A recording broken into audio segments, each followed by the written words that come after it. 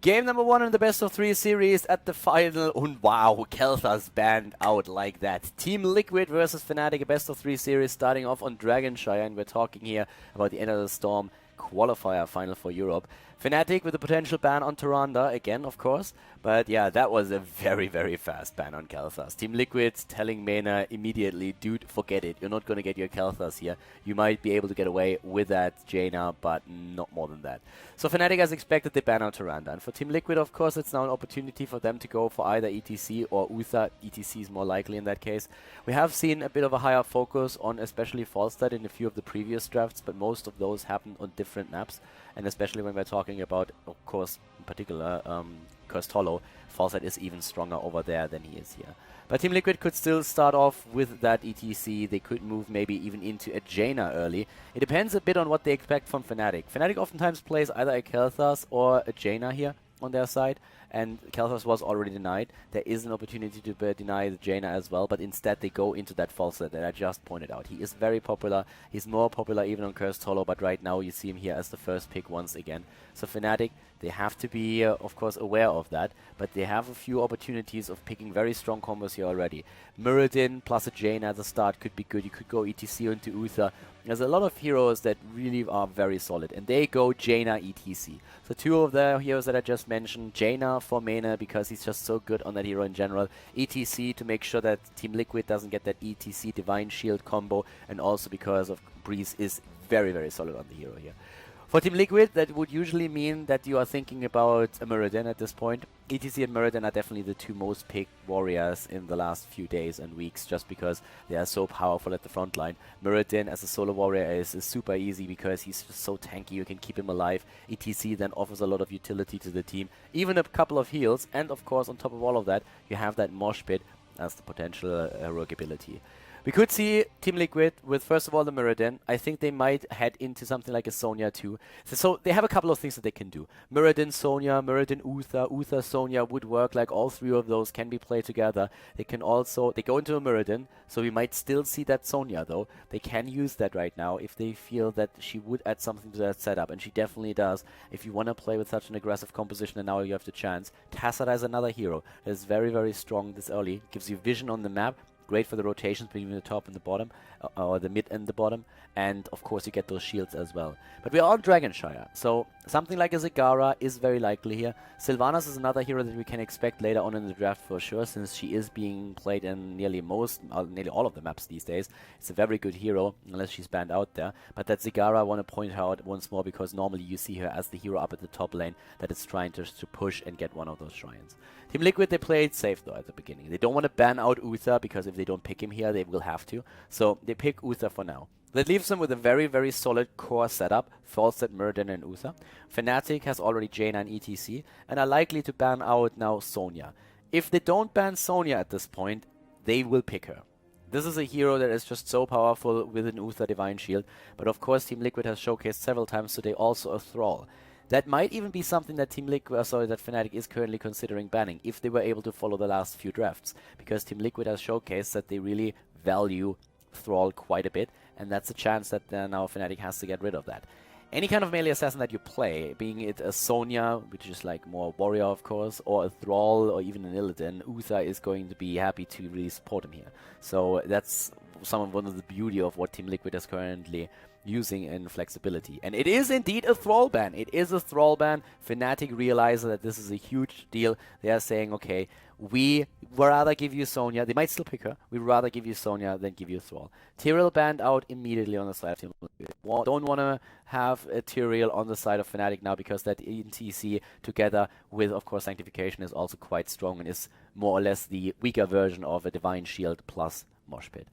Fnatic now, they have to answer first of all the question, do they want to play Sonya, yes or no? If they play Sonya, then, well, they have to pick her now, because TeamLiquid would happily jump into that hero. We have also then, as the added heroes for them, a Charism, very likely. Could be also a Brightwing on this map. We have seen them a couple of times, or we have seen in general the medics starting to make a bit of a better appearance there. First of all, though, it is that Sonya, and now, of course, it's going to be interesting if that Tassadar is maybe even being dropped to Fnatic, because Fnatic could use the Tassadar with the shields for Sonya, and could then head into a Brightwing or any kind of other hero that heals. Even a medic would make a bit of sense there, and combo that off with all of what they currently have already in their setup. So that would work for them too. But as we said, like the last picks are usually where teams are starting to branch out. So that would be a Tassadar, there's an opportunity. They can go also into the second tank now. Could be a Leoric, for example. But it is that Zagara that we already theorized a bit about for the top lane. And that puts TeamLiquid now into a position where they have to think about what they would like to use to counter out Zagara. Fnatic is still one healer short. TeamLiquid have played Karazim in the past as also an assassin, as a damage dealer. So if they do that, they would pick a healer away from Fnatic. Would still leave Fnatic very, very good options though. So it's not like they just pick that and that's then done with. There's the Uther, and we have still a Tassadar around. So they could also simply say, hey, we're going to take the Tassadar, and then we're going to jump into a melee assassin. The problem that they have with that is that if you use a melee assassin like, for example, Illidan, there's Sonya, that's always a little bit annoying, and there's ETC as well. TeamLiquid has been playing a lot with Sylvanas, so these three paths are probably what they're currently looking at, and what they are trying to decide upon. You want to have some counterplay to Zagara, that's where Sylvanas comes into play. And with this setup, I think a melee assassin is a bit less likely right now. We have them, on the other hand, still with a chance to go maybe into another warrior here. They could really try to play a bit more frontline and still keep that Karazim in mind. Karazim is pretty nice as a damage dealer because he does pretty solid single target damage. He has a Relentless, which helps against the stuns on the opponent's team. And he also still offers you some heals. But they go into a Zeratul instead. Wow, I didn't really see this one coming. Zeratul is not played a whole lot. He is played on North America and a little bit on the Chinese server as well. Not too often though, it depends a bit on the teams. There's a couple of teams that have a preference for him. But TeamLiquid is now going for Zeratul in this case. And this is the first time in a long time that I have seen Zeratul in a final on a tournament. So that is pretty sweet. And yeah, Void Prism action, baby. Fnatic now, they go for a healer, of course. They need one.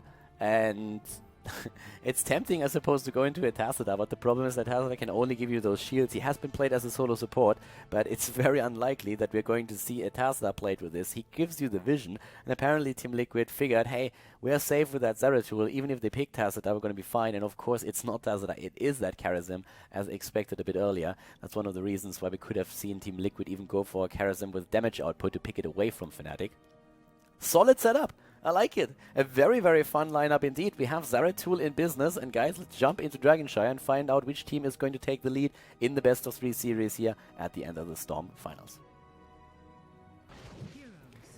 The first game of the best of 3 final at the end of the Storm qualifier. We have Breeze to the left side for Fnatic and Smexy Style on Karazim. Shad is playing Zagara and Jaina, of course, on Mena on Jaina. There we go. Quacknix is playing Sonya, and to the right side we have Vortex on False. I was about to say Jaina on Mena, and the only thought that crossed my mind was just yeah, he wishes. Lowell is playing Zeratul for TeamLiquid. We have Chris on Sylvanas, Lucifron on Muradin, and Uther is playing Get Amhet, or the other way around. Something like that. The game's on, and we have some pretty cool combos here, actually. We see Zeratul in a European match, and it has been a long time since we have seen Zeratul the last time. So it's actually pretty sweet to see that happening right now. Already a bit of a setup up here at the top, where the teams are trying to just lay a bit of a trap. Another focus, of course, that you have in this situation, where we have a quick pause, great, that allows us to talk about a few things. You try to shield Zagara a bit, because as long as Zagara is safe up here at the top right now, you can make sure that you get those creep tumors in, and then she just moves to the top and is at the top lane very, very safe, because she sees roams coming in from the mid lane. So that's one of the most important things when you're trying to play with the Zagara in this case. Now already seeing TeamLiquid also taking position here in the mid lane. When it comes to the talents, we have a double season marksman on Zeratul and also on Falstad. I'm pretty curious to see if Lowell adjusts his build a bit. Oh, the trap already, and it's sprung. Quacknix is low, but they kill Uther. That's a double kill, 1 for 1. We have Uther down, and oh, nice, the heal in the last second. Lowell is getting away here. Mena, on the other hand, Vortex was thinking about jumping in and trying to take him out, but yeah, in this case, they have to retreat. Pretty cool start, very aggressive, with the wind now taken as the level 1 talent on Sylvanas. It's one of those talents where we see Barbed Shot and the level 1, but... Oh, what? Did Falset just, like, die? Where did he die? Didn't he fly to the top lane? Did Zagara just take him out? Yeah, she did. So apparently he was flying in, didn't really see Shat there, and Shat said, well, thank you very much, my friend, and took him apart. Lowell is now moving in, but again, with all those creep tumors already put into position, Shat knows exactly when there's a rotation coming his way, and he reacts immediately to that. So for now, we have the shrines activated. We're seeing in terms of talents on level 1, the Shot of Fury for Sonya. We have her currently roaming the map. She's of course going to attempt to also put some pressure on Zeratul if she gets the chance to. Reverberation build for Muradin and Conjurer's Pursuit for Uther here in this case. Whereas down to the bot lane, it's just a bit of a rotation play. Mena and Smexy style are more also, yeah, kind of safe at the bot lane. They rotate into the middle, rotate back down. So those are a couple of those things that currently happening the entire time. Quarknix and Mena are also on the move now. But yeah, you can really tell that both of the teams are just looking for an opportunity to maybe get a kill or at least a shrine. Nobody really assumes that they will get a Dragon Knight at this point. But we have rotations happening for Fnatic now. Top lane, where Shat is currently being positioned. Chris, of course, is playing as a counter. Chris, in my personal opinion, one of the best range assassins that we currently have in Heroes of the Storm. He is absolutely crazy, and especially the way that he reads a match and the patience that he has with his plays. It's very well thought out, and he knows exactly what he's doing throughout the game. Already, the Master Warblade has been taken. Alright, so actually you get extra damage against the hero. Oh, talking about hero damage, Zeratul, after taking that talent, is taken out here. So in this case, no focused attack for Zeratul. We have already him, of course, now also down, and he's going to come back in a bit. But yeah, that's a pretty neat talent. It's basically like the replacement of focused attack. So that's going to be pretty sweet for him. Shad and Get Amhead are up at the top lane right now, taking down a few of the creep tumors. That's really important here. Vortex at the bottom lane is currently also still in position, and everybody is just still roaming around the Dragon Knight shrines. We're having with the level 4 now, next to that Master Warblade, also the Power Throw now taken up to the top lane. Maybe an attack against Shad, but yeah, they can't really get that kill in. If Gerd gets another stun as a follow-up to Lowell, then maybe they can make something happen. But the Singularity Spike here was only hitting for a second. Mena, of course, wants together with his buddy here, with Quarknix, burst down a hero. That's at least the idea of the entire setup. That's why they are roaming through the entire map. Down to the bot lane, Falset is also in a bit of trouble, but of course he's going to be able to move away here. Still at the barrel roll cooldown up, and that's kind of what they need. We have on level 1 Proc taken for Breeze, so extra heals for the team then later on. And as there's nothing really happening on the map, it's a pretty wise decision right now from Fnatic to just simply move in, or from TeamLiquid to move in and take a few of those mercenaries in the camp. They can do that quite easily, but they have to need that push at the bot lane, where immediately Fnatic is taking the opportunity to rotate 4 heroes onto a lane and drop the towers here. And with all the damage that they have, they can easily do that. One down, the second one eliminated. Good experience for them as well. At the top lane, still a bit of a pressure play against Zagara, who's alone against 3 now, especially since Lowell is, of course, moving in as well. He went into the searing attacks, so it's all about damage output here for Lowell. It's really one of the things that has changed for Zeratul a lot. Back in the days, he was playing with Gathering Power. It was all about the ability damage. Now it's more of the auto-attack damage. It's a different build than what we had for Zeratul before, but the idea is still pretty much the same. Oh my god!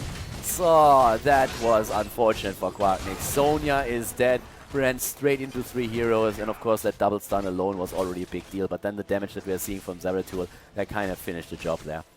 We have Cleanse for Uther. We're seeing on level 7 now also ETC going for another guitar hero talent. Just Keep Rocking has been taken here, so the mini Relentless chosen for him. Down to the bot lane, it's Falset that's currently trying to get another shrine. If he gets this one, guys, then we could see a Dragon Knight. Lowell is already moving in, and wow, Breeze did not see that coming. There's the Singularity Spike and the kill. Vortex barrel rolling forward and taking him down together with Lowell. Endless creep taken on Zagara. No rapid incubation, no battle momentum. The endless creep for the vision. Lowell had to move away here. Mena is not going to get the kill. What about the Dragon Knight though? Can they zone? There's the stun. Great play by Lucifron. Really well done. He zones out Smexy style long enough. The Dragon Knight is taken. It takes longer to channel a shrine than it takes to channel the Dragon Knight, and therefore we have now that move up at the top or in the mid lane where Lucifron was able to zone a bit for Chris, and he gets the Dragon Knight. That forces a rotation of Fnatic. They were moving into the middle immediately, and that creates, of course, space on all of the other lanes, and therefore they can start to push in at the top lane in particular. Yeah, and Zagara is already body blocked, and Chat has no chance of escape. The creep spread that he has up here at the top is actually quite nice, considering that he was constantly up against at least 2 heroes. But still, you can tell that for Zagara, without an escape, it's quite difficult to stay alive in these situations. So once again, Chris and Vortex are currently marching down to the bot lane. Already the kick through the gate against Quacknix, and another tower falls. Level, oh my god, it is beautiful. Guys, we have actually Shadow Assault taken. I was hoping that we would see it, but I didn't dare to hope. Shadow Assault, there it is. We have it taken now, so there's no Void Prison. Void Prison, of course, lost quite a lot of its magnitude, of its importance when Blizzard nerfed it. The cast range has been heavily reduced by 50% actually, and that is a huge deal. So now we have Shadow Assault to put more pressure onto Mene. And Mene, by the way, oh, good kill against Quacknix. Well done here, really nice kill. So they always set these traps. It's the second time that they were able to take down Sonya because of it. But as I was saying, like, that Shadow Stalk is going to be really interesting because Mene did not go into Frost Armor on level 7. He chose to go straight into Frostbite. And Frost Armor is a talent that we oftentimes see against heavy auto attack heroes. And that's of course also what we are having on the side of Zeratul now. So Zeratul is going to get very close to Zagara and also to Jaina, and is going to try to drop them. Shadow Stalk is going to help them to just like bridge the gap here. And for now, we have a level lead even for TeamLiquid. What a very nice adjustment here in talents. ETC with the Mosh Pit, Divine Shield, we have more Ring of Frost and the Wrath of the Berserker taken. So pretty cool setup here already, and I can't wait to see what he can do with this. For now, we have still the laning phase going on. I mean, we are in the mid game, of course, after level 10s, but we have to the top lane now. Shat still trying to do his thing here, pushing the lanes back. He's defending this fort as much as he can. Vortex the only one who goes up against him, but we have that rotation happening again from Fnatic. They're trying to just use that massive burst on the side of Jaina to get more kills in. And they secured 3. It was just like that earlier kill that we saw that Fnatic was able to slowly and steadily get a bit ahead. Sorry, TeamLiquid, they got 5 kills against 3 now, thanks to the 2, of course, against Sonya, and then that earlier one against Zagara, who's again in a bit of trouble. Lowell is already moving in, but look how careful Shat is here.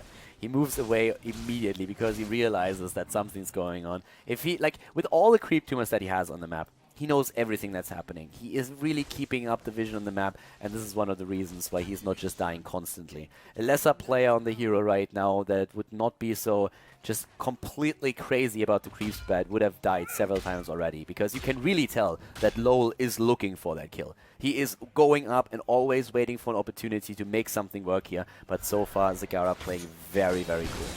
So we have level 13s now. That gives us Giant Killer once again. We're having on Sylvanas this time, not the Evasive Fire, but instead it is the Spell Shield. Very nice talent if you're going up against the Jaina. So that's what they're going for here. We have again the Assassin's Blade taken as the level 13 talent. Falstad is dead. Yeah, well, Mane and Quacknix can blow a hero up within a second if they get their hands on it. It's basically the same thing that happens to Zagara every single time that we are seeing Zeratul and Falstad moving in for her. But that, of course, gives now Fnatic a slight chance to get that Dragon Knight. They are in a 4 versus 5 situation. They have the level 13 now as well. We see Breeze moving down to the bot. Gerd is there. Can't stun him out. That would have been his death most likely with all of the other heroes starting to rotate in.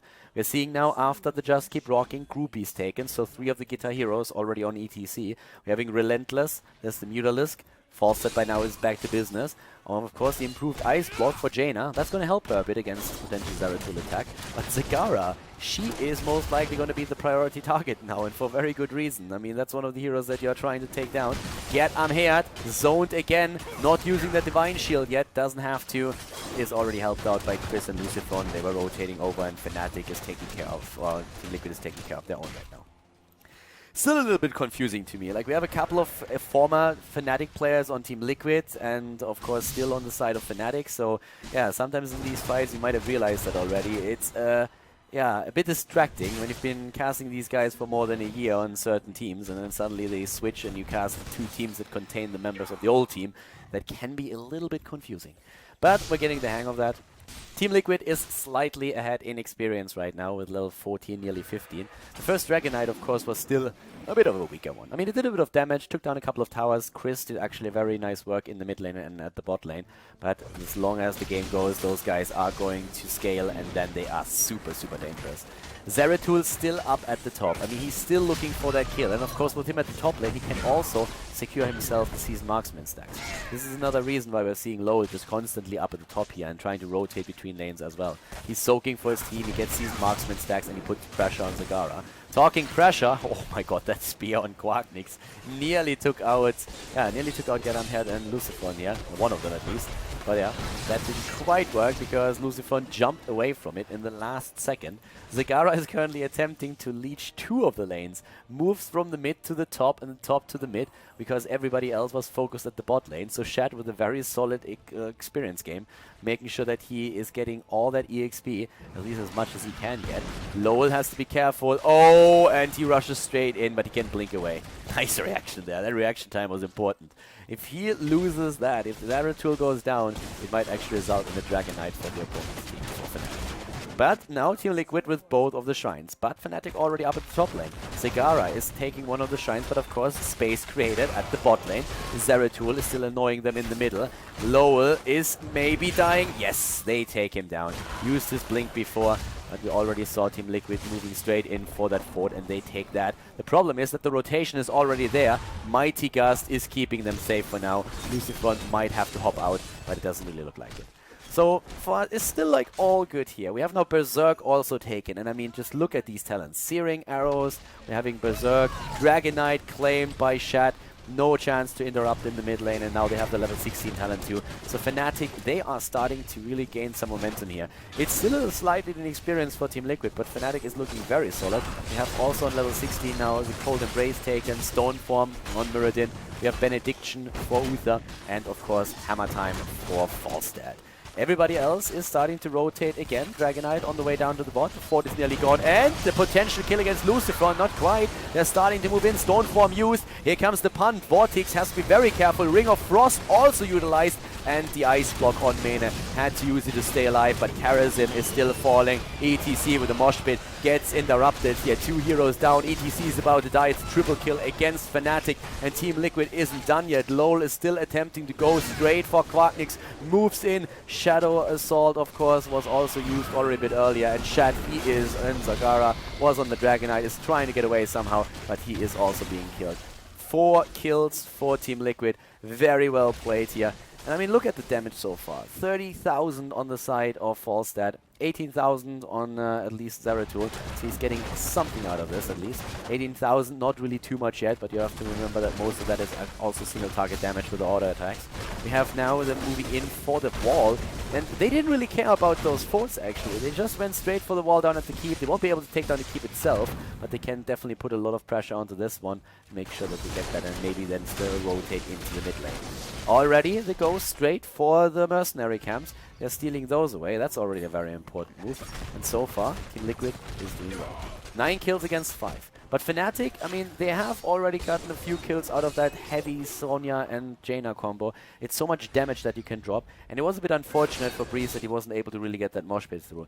Falstad was not in there and he reacted right away. So if they actually can set that up so that Jaina gets that damage in with the Blizzard Waves, with the Cone of Cold and the Ring of Frost, then it's a completely different story. And especially squishy heroes like Falstad, Zeratul or Sylvanas could die within seconds. So we have creep everywhere on the map. Shad is doing an incredible good job sparing those creep tumors. If you have endless creep, it makes the whole thing, of course, a little bit easier. He's missing out on a bit of damage because he didn't go into battle momentum or lane sustain because of the lack of rapid incubation. But it's still something that gives you a lot of vision, and if you are very adamant about it, it's more or less a legal map hack. Once again, there's the kill. No, Divine Palm is keeping Sonya alive. Yeah, Mighty Gust is pushing them away. That Wailing Arrow, unfortunately, hit at the same time, aka didn't hit anything at all. Lucifron will have to jump here, but at this point, nobody is being hurt. We still have all of the cooldowns used on the side of the rogue abilities that Team Liquid uses in this game, whereas we still see more and more speed ready for action on the side of Fnatic. So currently we have a level lead for Team Liquid, but Fnatic, they are getting a bit of momentum in these situations. They just have to translate it into something that really helps them. a Dragon Knight, maybe a bit of more of experience. But they need to move away at the top lane already, so it's starting to become a little bit tricky. Sonya had to defend the bottom lane, and there is again attempt toward the Dragon Knight on the side of the red team. Team Liquid can now rotate into the middle. They have still down to the bottom Uther. Uther could have gone for a Divine Shield actually. You can't, well, he's in cooldown. Divine Shield into Dragon Knight is very powerful. It's a really powerful thing to do, and we've seen that at several major tournaments already as well, when you're just attempting to use that, move straight in, and make sure that you are just like getting that Dragon Knight no matter what. And once you have that, of course, you can really start to drop some structures this late into the game. We're talking 16 minutes. Dragon Knights are starting to become very, very strong now. So over here, Smexy Style and Shat already waiting in the mid lane. Yeah, Shat here with the potential more, of course. All of the cooldowns for Fnatic are off, so they don't have a single one active. But the same is going to be true for Team Liquid very soon. They still pushed a bit at the top, and Lowell and of course also Falstad are going to increase their damage over time thanks to Seasoned Marksman. Whereas we have at the bot lane still Uther waiting. Look at Get here. He's actually trying to time that a bit. Yeah, but Falstad is up at the top, so he starts to move in. Level 20 talents for them right now. Epic Mount for Falstad, does not go into Nexus Frenzy. Nexus Blades for Lowell on his Zeratul, even more damage on him. And the Bolt of the Storm for Sylvanas with the Rewind on Mirrodin. By now it's the more popular talent, even more popular than Hardened Shield and Redemption. And they go for the Dragon Knight. Nobody can interrupt that. It's level 20 versus 19. And Fnatic says, guys, we can't fight this. They were trying to rotate around and take maybe a Shrine, but they couldn't really make that work. So that's a bit of an issue. And right now we're seeing them just like starting to move in once again down to the bot lane. There's already the move as we speak. Here comes that kick against ETC. And yep, that is looking actually quite strong. So the Dragon Knight is pushing everybody away, kicks ETC around, moves through the wall, and they want to go for that keep. They don't bother with the forts, they didn't do before, and they won't start now. They're just like trying to go for the kill on this one. They have Sylvanas as well. She can help, of course, with the disable here now. Divine Shield into Shadow Assault. It's such a great combo, and he jumps in, but he doesn't get the kill. Zeratul not able to take somebody down, and Lucifer already had to jump out, but the keep is gone. ETC moved back, and now over here we have everybody else just jumping away at this point. Get here at Lucifer, Chris, Vortex, and Lowell. They're trying to retreat without losing anything here, putting a bit of pressure even on Quacknix. They still have the level 20s, and their opponent doesn't. So they're trying to use that a bit longer. We have them with one keep taken out, but of course there's still those forts to consider that we have in the mid lane. They're trying to set a bit of a trap at the mercenary camp. Yeah, nobody's moving in for this one. Fnatic is patient here. They don't want to risk anything. They know that they're very close. Shat is even dropping roaches, trying to find out if there's maybe somebody waiting down here. Chris already with the bait, but nobody's taking it. So they go for the camp then, and Breeze is still waiting, but he didn't really see a chance yet. So for now, everything is good for Team Liquid. They have 9 kills against 5. They're looking at level 20 versus 19, but now Fnatic is going to get their Storm talent as well. And with the Storm talent, this is going to be a situation where they can actually start to... Yeah, look at the mobility.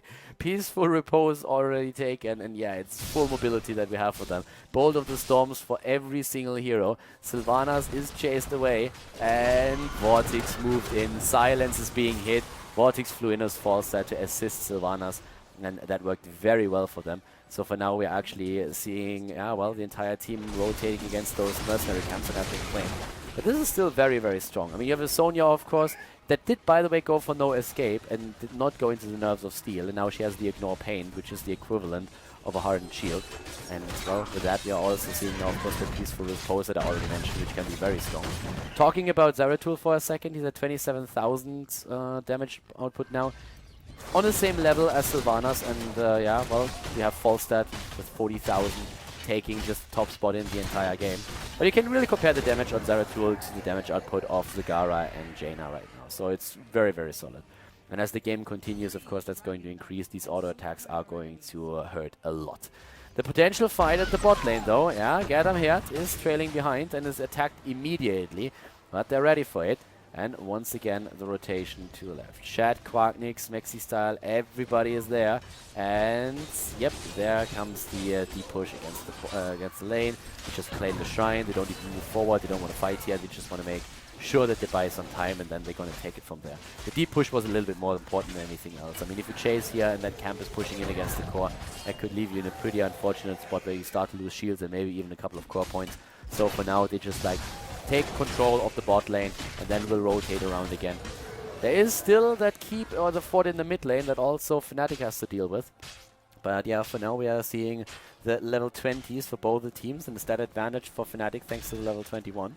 But everybody just trying to... Yeah, it's kind of funny how they move on the map. They're all just like trying to find a situation where they can get the upper hand. Fawcett is still at the top, and that's of course always a bit of a liability, but he can fly in right now, and that's what he does. Experience soak is important. You just have to make sure that once that you get actually caught and end up in a fight, that he has time enough to fly down before the fight's over or before one of their heroes is down. So Lucifron is there. Every heroic ability is ready again. Shadowstalk, Divine Shield could be used again to put pressure on a hero like Zagara if they jump in for it. Now Zeratul is just waiting. There he is again. Breeze, he finds him. But nobody really wants to commit yet. They're not committing their heroics yet. No cooldowns have been used. And again the attack down here at the bot against all those creep tumors. Because that map is covered in them by now. It's really covered. And TeamLiquid is starting to go straight for the shrine again. Here comes the attack though. Immediately the spear. And out jumps Lucifron. keeping himself safe here. It's a bit of a standoff that we're having. Quacknix was thinking about it. Goes in with a spear, hammers Lucifron down a bit more. Very, very solid situation here. Both of the teams super... I mean, they're really super careful right now. But also at the top lane, there's a massive push, and one of the forts has been destroyed already. They're really careful and cautious the way that they approach that fight in general. But this means that Fnatic can't really move back. Because if they move back, then, well, they're going to lose the Dragon Knight. If they don't move back, they're starting to lose the structures up at the top lane.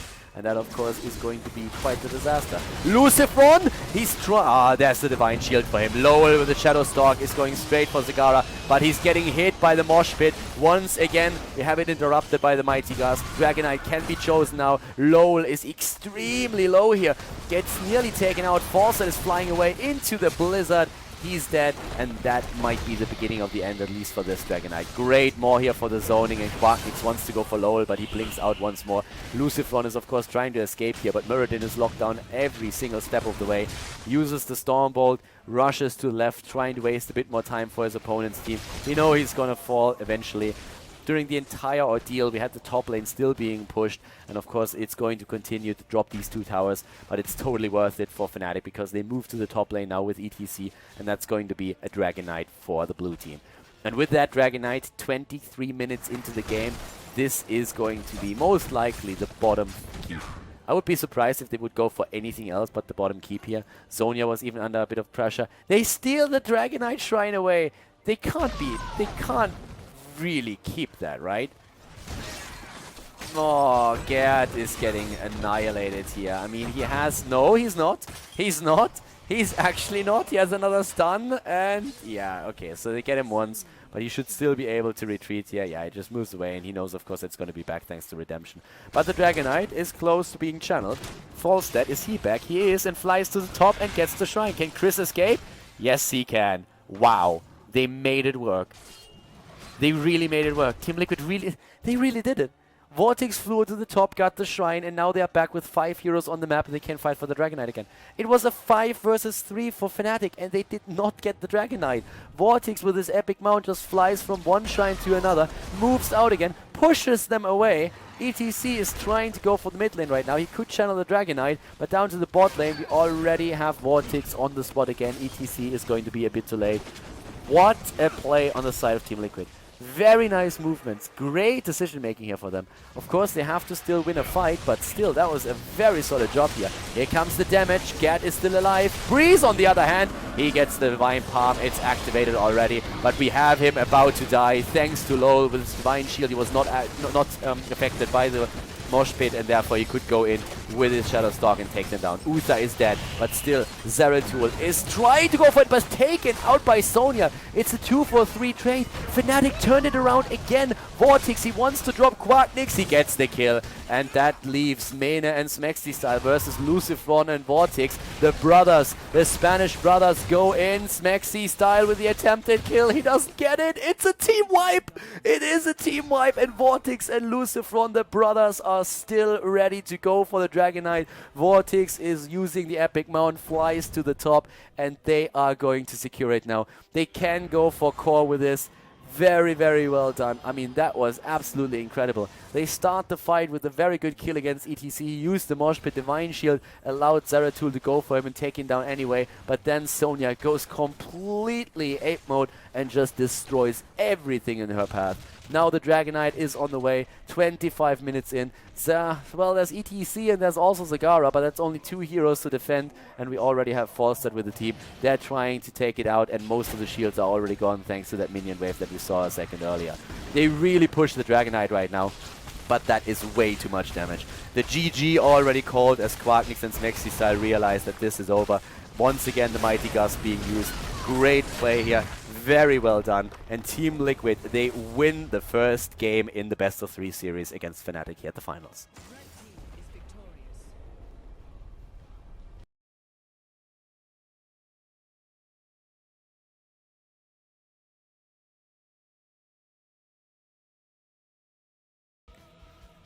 Battlefield of Eternity is game number 2 in the best of 3 series here, and we have a lead for Team Liquid with a 1-0. Fnatic actually with the first ban now, and they go for a ban on Tassadar here on the map. Tassadar was actually not even picked in the last game, but still a very solid hero, of course, and also a hero that allows a lot of flexibility for your team. And this ban kind of guarantees that Team Liquid, if they ban now out Tyrande or Kel'Thas, is going to end up giving Fnatic a very strong starting hero into the series here. They could, of course, try to ban something else out, maybe even an ETC, and see where that takes them.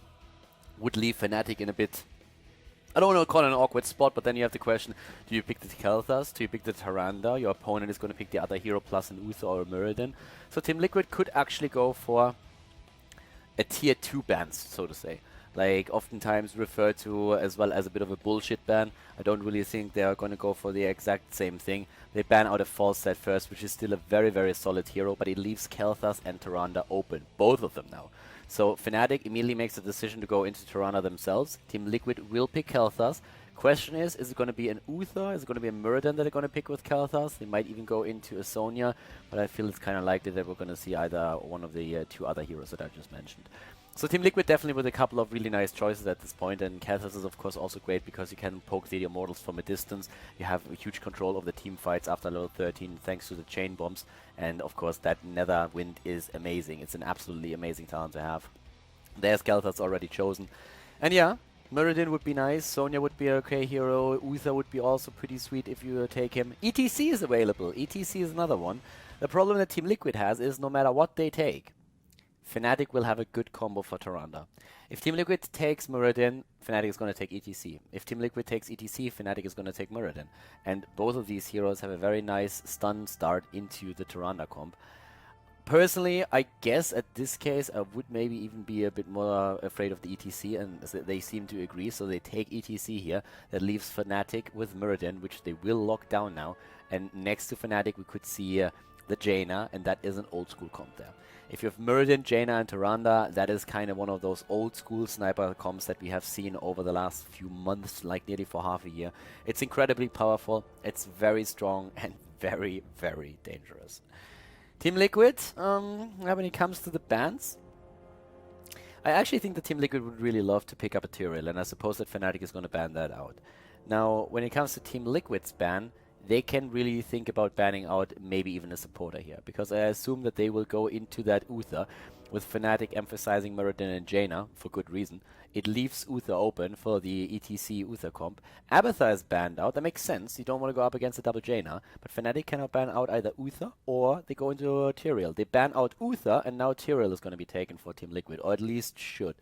If you go up against Muradin, Jaina and Tyrande, you kind of want to have either Divine Shield or Sanctification so that you can negate a bit of the damage that they can put on point in these situations. So Tyrael is very likely the choice. He also is pretty cool with ETC. I would be shocked to not see Tyrael, to be honest with you.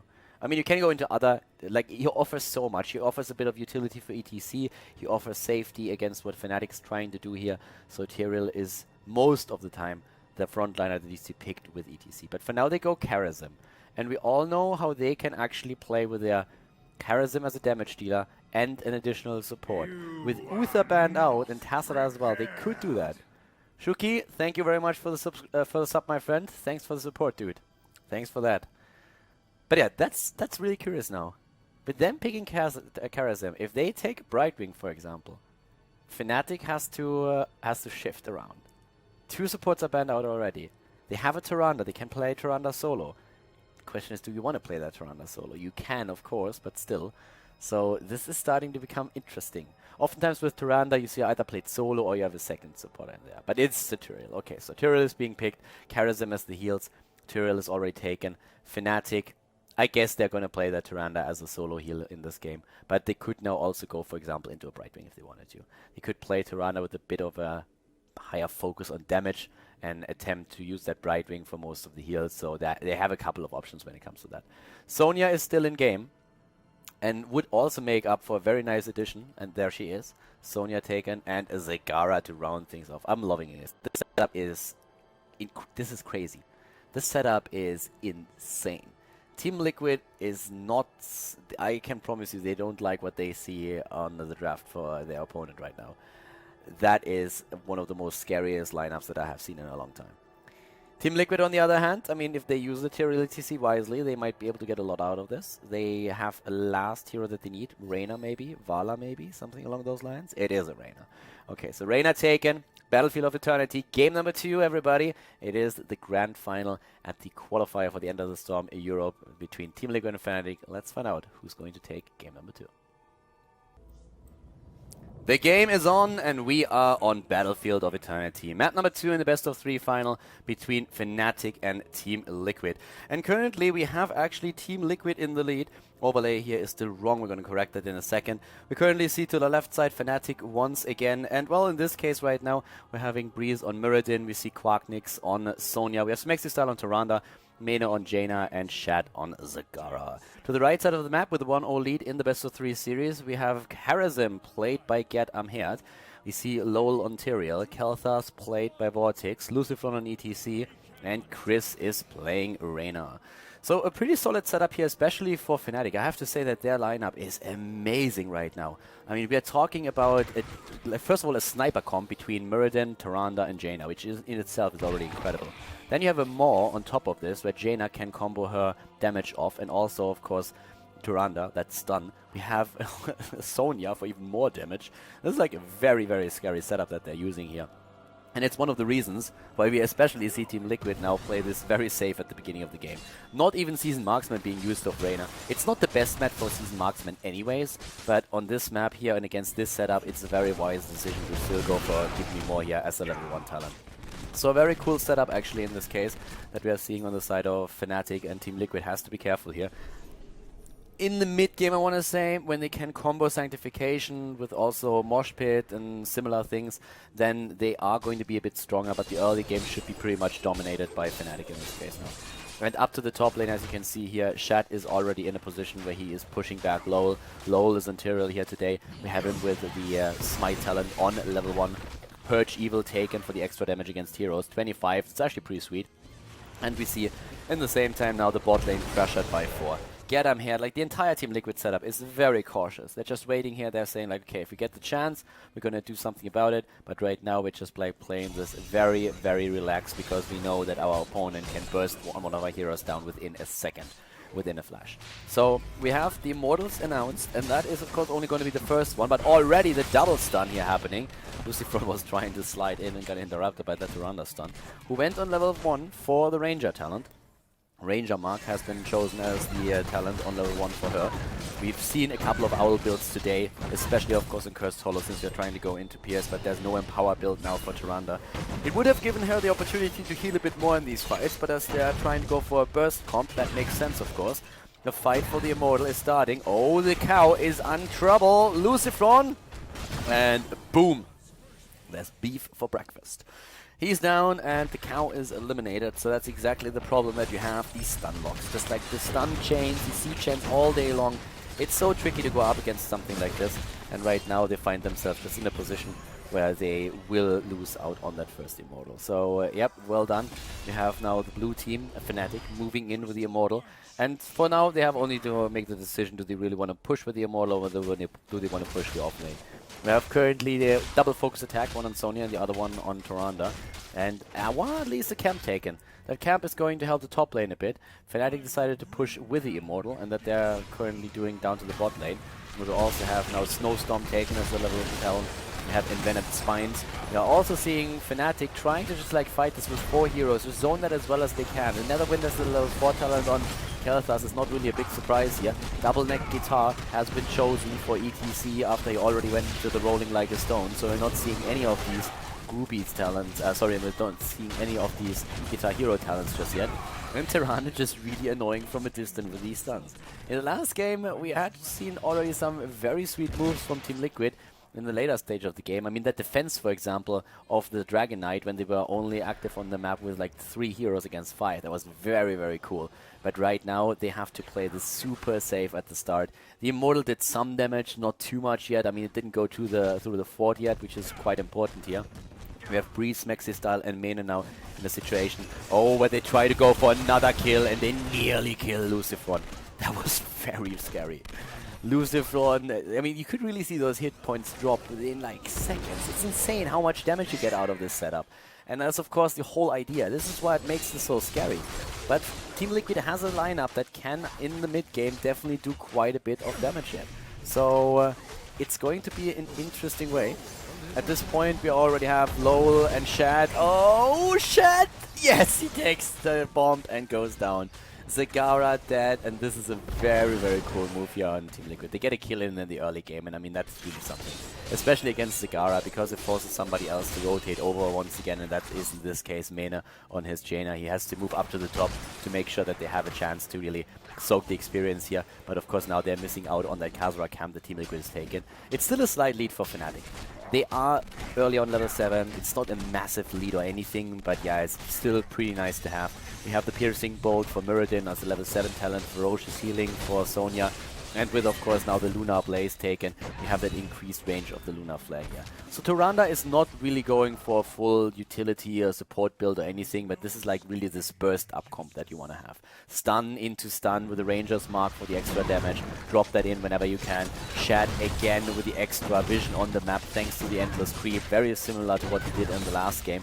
And that, of course, is already something that you can really tell in the mid lane. I mean, there's creep everywhere right now. And we see Fnatic doing extremely well with that Immortal. Again, TeamLiquid is very reluctant to fight without level 10s. You can tell that. I mean, they are going in very slowly. They're just like trying to delay that a bit, trying to maybe get a kill, look for an opportunity, maybe lock Breeze down if they get the chance to. But for now, they actually start moving to the top. Quarknix is isolated. Can they take him down? They don't. Yes, they do actually. Kelthus, on the other hand, dies too. There was that stun of Tyrande still that locked everybody down. Breeze is also very low. And here comes Tyrael, but he gets stunned, and Lucifron is not able to close the distance and go in. So they actually make this happen for now. It's a kill for a kill, and Muradin had to go back and well up. But still, Lucifron won't easily be able to do any kind of special damage or moves here right now. So he's just taking down a few of the creep tumors. They're going to lose the Immortal eventually, but the whole idea of them is to get even more experience now thanks to the heroes on lane, and that's what Lowell does, and Reyna down to the bot lane. So if they can maybe take a few of the towers here, that would be worth quite a bit. But we see Fnatic rotating again. It's always these decisions that you make that you have to really think about. Do you keep your heroes in the middle? Do you try to go to your objective? Do you send them to the lanes and try to drop it from there? How do you control the map? And that's something that Fnatic had to do now, because there was a bit of push power on both lanes, because Fnatic or TeamLiquid rotated the heroes over, but now they go back in the middle. And thanks to the experience that they just soaked, they have a slight lead here. And Fnatic is in a spot where they are going to get that Immortal, and this is going to be a pretty tough one to beat. I mean, we're talking about Immortal that at this point, as you can see, has nearly full shields, and that is very, very scary now. So with that being said, top lane, there's Vortex right now, already pushing that back. Both of the teams are aiming for the level 10. This fort here is basically forfeit. I mean, you are not going to get that. That's just not going to happen at this point. So already the moves going straight for it. We have at the same time now also the top lane push by the Immortal. The level 10s are hitting. Fnatic is going full out on this one. We have them already with the Wrath of the Berserker activated on Sonya, using that immediately. Ring of Frost, there's also Avatar, we have more, we have Shadowstalk. This is, yeah, this is just pretty brutal. The Immortal up here at the top has just lost his shield, so Chris is the only one who's really fighting against it now. But yeah, trying to keep the minion wave away too. Oh, even gets stunned by this. Down here, we don't really have a fight, but the wall is already gone, and Breeze hammers against that gate. They're moving up to the top where Reyna had to move away. Reyna with a smart move. You're still not level 10, you can't really fight, you have an Immortal pushing against you. If you stay at the fort, your opponent is simply going to jump you. They simply jump in and take you down. But right now, you can really tell that TeamLiquid is in trouble. I mean, it's level 11 versus level 10, so it's an entire level lead, and 2 of the forts are eliminated. Map control is in the hands of Fnatic, not the situation that you were looking forward to.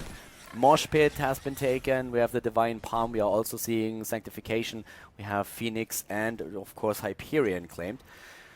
Creep everywhere on the map. I mean, just look at this. There's once again just everywhere these creep tumors in that very good positions where you see the rotation of your opponent, you see the movements. Shat is just doing very well with this. And there's the trap over there. Oh, they waited. They could have waited a little bit longer. Nice stuns. God, if they would have waited for another 5 seconds, they would have more or less be guaranteed a kill. But as is, they still moved back. They haven't really lost anything. Cat is going straight for the camp here. It's level 10 versus level 10, and that kind of initiates the mid game. And this is exactly what TeamLiquid was waiting for. They were waiting for an opportunity to use their heroic abilities, because they are finally in a spot where Tyrael can start to negate a lot of that burst damage that we see for Fnatic. Lol is going to be crucial in these fights. He really needs to make sure that he has a good sanctification, because if he doesn't get that, then they are going to be in a world of pain in those fights. So this is going to be a very, very crucial play, that heroic ability, if he gets that through.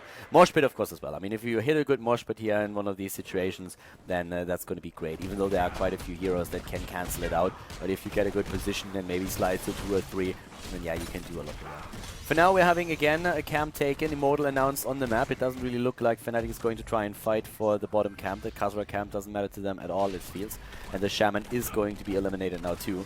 So that's a bit unfortunate for Fnatic, but for TeamLiquid it's pretty sweet. Breeze and Mena are still bursting that Khaldor camp away as much as they can, but we already have the Immortals up on the map, and this is where both of the teams are headed now, of course. Once more attacked here, Smexy style. Yep, there we have it. They're trying to burst it down, both teams at the same side, until it's halftime. Then we're going to see that fight in the middle. Not for now. Yep, both of them roughly at the same hit points. Very, very close, actually. Now the halftime show has started, and this is now when it really begins. Who's going to take this one? Keep those levels in mind. Oh, if he dies, if Gerd dies now, he Divine Palms himself, and they get the damage in against Sonya. Sonya is down. Very well played here. All of the heroics have already been used. That was great. The Mosh Pit even hitting there. It was really well done by TeamLiquid. It looked for a second like Harrison might die and lead to an early level 13 on the side of Fnatic. Now TeamLiquid turned that around quite nicely, was able to get the double kill. They're still a level behind, but they get the Immortal now, and they are in finally they are in the spot where they can make some plays here. 3 kills against 2 in favor of TeamLiquid, but that Immortal is more important than anything else. We have now also level 13 talents, and in this we see Overflowing Light. We have also the Thunderburn, or the Thunder Strike taken for the Thunderclap damage. These Icy Veins once more. The talent is like the talent in especially the North American scene. It's one of the most played talents. In Europe, it's still like the switch between Ice Block and Icy Veins, but especially Mena seems to be very fond of it. The cooldown reduction is crazy good, especially if you want to burst in some damage, and that's what he is of course trying to do here. Mutalisk too. TeamLiquid is doing the only thing that they can do. They push without the level 13. They're just saying like, yeah, we're going to get it once we drop the towers here, but we need to make something happen now. We need to drop some structures, because that gap in experience has been a huge problem for us throughout the entire game, and we need to close it. There's the 13 right now, and they eliminate the fort as well. The Immortal is super strong and is easily dropping those. Chain Bombs finally ready for TeamLiquid. Relentless, imposing will, and we're seeing groupies after that mini Relentless with the Just Keep Rocking. And also now the Relentless Leader taken. It's a pretty cool talent, especially when you're going up against an ETC, but in this case is of course more about like Muradin and those stuns in general. So Relentless Leader is a very good alternative on level 13, so especially of course if you feel that you're getting stunned and silenced a lot, so it's very, very nice. And you can knock enemies back, so this is a very crucial talent to stay alive, and that's something that Reyna has to somehow try to achieve. And when it comes to damage, he is one of the main damage dealers for the team. Kelthas currently is taking the charts here with 10,000, but Reyna is at 7,500 already. Oh, there comes the flank though. That's especially the attack that they were hoping for. Already the move away, and Fnatic is attempting to get away from this one. Hyperion has been used immediately, and so far TeamLiquid actually did very well here. They have Shad dwelling up, and they're starting to go for the camp here. They attempt to go for the fight once again. Breeze and Shad are already in position. There comes that Blizzard. They are on the point, and Breeze has to jump out. They give up the camp. They more or less wanted to scare Fnatic a bit and make sure that they move back on their own, which they actually did. He was moving away there, so yeah, TeamLiquid secure the camp, and we have now up to the top lane. It's not going to take too long. I mean, that camp is going to be attacked in just a second. That Shaman is already about to be eliminated, I want to say, but the Immortals spawn again. 3 kills against 2, pretty solid game, very cautious on both sides. I mean, we're talking about 2 teams that faced each other so many times already. Fragbyte Masters Grand Final at DreamHack, and they are pretty even actually in finals that they've won once again. Here comes the next attempt to go for Lucifer, who's already very low. He needs to be healed. Breeze wants to hammer him down with another Stormbolt. Gravity Lapse is missing. And now instead it's Lolo who's being attacked. Ring of Frost hits Kel'Thas. Lolo jumps into the Owl, uses Sanctification, keeps himself alive. Gerd goes in and heals everybody. But ETC gets moshed and he stays behind. He's hit, but the Divine Palm. Oh my god, Gerd really with a place here. And they go for Sonya. Unbelievable. TeamLiquid with a turnaround. How on God's green earth did they do that? I have no idea how that just worked. They were about to lose ETC, then they all went for, instead, they went for Lowell. They're trying to drop Tyrael. Tyrael nearly dead. He even jumps away into an Owl that was meant for Kel'Thas, who got locked down by the Ring of Frost. But at that point, he uses Sanctification, keeps himself alive. Gerd jumps in with a Karazim, dashes in, heals everyone. They more ETC. He looks like a goner, gets stunned out, but Gerd in the nick of time, just like in the nick of a second, just goes in, drops his own Divine Palm and saves him. They are still behind in experience, but it's 4 kills against 2, and that was just a beautiful fight of them. It was an insane fight. It was incredibly well done. 15 versus 14, but the Blue Immortal is already on half HP, and of course the position here is pretty solid for TeamLiquid because it means that they can poke from there. So Fnatic is currently attempting to drop the XP over, or the hit points over there with Quarknix, but there is already a fight starting now once again, and this is starting to become extremely annoying right now. There's a double stun, Tyrande, Uther, everybody is moving in to try and get something done, but for now... Uther, by the way, is not in the game. I was actually talking about Muradin. The guy has a beard as well and is also pretty short, so my apologies. They basically are twins. Uther and Muradin are twins. Muradin is a little bit... He's a little bit fatter than Uther. I give you that, but still. And he probably I think he showers... Uther showers a little bit more often than Muradin does. There's the attack again. Divine Palm saving ETC, and Hyperion already committed. They want to go for the Immortal, guys. It's about the objective at this point. But more, and what can they do with this? Nothing. They were trying to isolate someone, didn't get the chance here. Here comes again, Lucifer moves into the backline, goes for Mane, tries to zone. Vortex is dropped, Kel'Thas is dead, and now they're going for Chris, and he might die too. He eats the Stormbolt, and he's getting eliminated. Level 16 talents now for Fnatic, and they are... Oh my god, they're actually going to win the Immortal, aren't they? They go for the Immortal now to the left side, and after it looked really bad for them, they are taking again a lead. They have the level 16 talent, 4 kills against 4 now. And we have, of course, TeamLiquid still moving on, trying to just like poke a bit from a distance at the hit points of the Immortal to at least reduce the shields or try to drop it before the opponent can. Here comes the level 16 talent, Tyrande going into the 2-shot aura. Once again, Gerd moving away. No, ETC is dying. It's just, this is like really, it's snowballing against them. They're trying to delay the inevitable, and by doing so, they expose themselves again and lose even more heroes. Now they are losing Karazim up here to the top. It's a vicious circle that they're running here. They are already behind and they try to move in. They are not willing to give up the objective, and that just results in them losing even more heroes and being, outnumbered for much, much longer. So now we have level 16 versus level 16. We see speed metal taken for ETC on the level 16 talent. We're having, of course, Holy Ground taken on Tyrael, and there's the Circle of Life here for good old Karazim, who went, of course, on level 7 for the Echo of Heaven, but that Immortal is going to push hard. We're 17 minutes in. Shield is not too bad, but still, they are likely to lose a keep at this point. We have for Reyna, we actually have now Bullseye taken as a level 16 talent. Yeah, this is starting to become a huge problem, especially, of course, with Fnatic already taking position down to the bot lane to go for the keep once that Fnatic rotates up, once that TeamLiquid rotates up to take this one. So already Fnatic in position here. There we have them. Immortal is going for the top. They're trying to win the fight down here. They're trying to get a couple of kills in. Maybe against Quacknix. There's already the attempt to lock him down again. There's chain bombs everywhere. Nice more though. And immediately that Ring of Frost. Oh, that hurt. Lucifron and Chris are super low. Breeze was trying to get close enough. They're starting to well up again, but it's a kill against Tyrael, who is not going to be able to move away there. So yeah, they save this keep for a little bit, but the Immortal is already through the keep up at the top, has been able to take that down, and everybody else is moving down in to drop the last one. Fnatic is playing an incredible game here. They have an amazing lineup, such a strong setup that they run here, and they are trying to go for the kill on the core with the help of the Immortal, or at least dropping a few of the hit points already. And they're going to be able to do that. 10% gone, 20% gone. That Immortal hits like a truck, 80% down. And well, that's it. That should be really. I'm not sure if they can really come back from this one.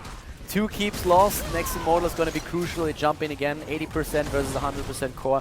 Level 19 nearly versus level 17. 7 kills versus 4. Brutal game. Absolutely brutal game. But a cool one at that.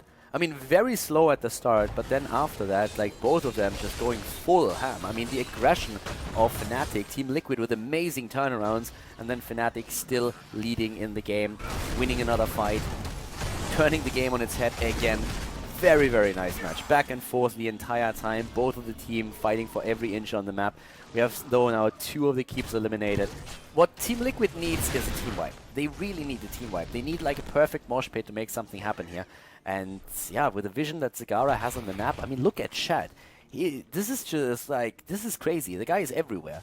There's creep tumors all over the map, and it must be so annoying. It's really tedious to get rid of those. And at some point, TeamLiquid must just be pissed by using their spells to drop these creep tumors the entire time. And thanks to them, Shad and the rest of Fnatic, they know perfectly well about the position of the TeamLiquid players throughout the entire match, and that is absolutely crucial here.